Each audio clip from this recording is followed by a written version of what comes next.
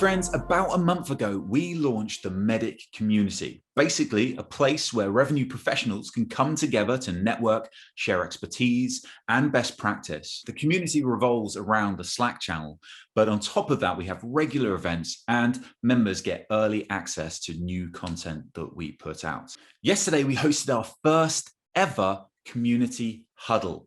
Now, the Community Huddle is an event that happens every 2 weeks where we as a community jump together onto a Zoom and dive deep into a hot topic.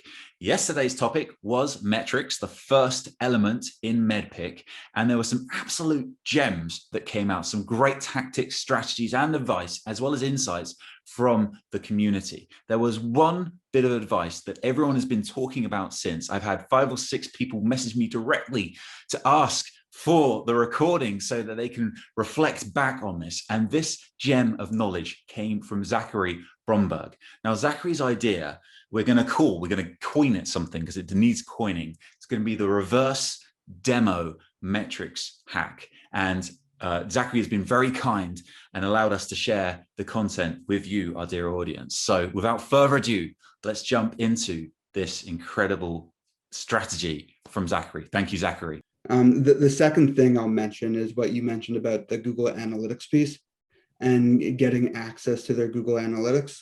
Something I found quite powerful is a reverse demo to actually get those metrics that you need to build a business case.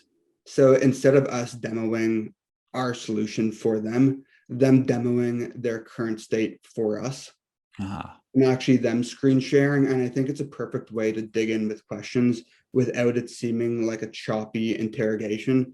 So if they didn't give you their passcode, maybe setting up a meeting and the objective there is a reverse demo where they're doing a screen share instead of us. I've worked at 2 companies where this has been powerful. One was DocuSign.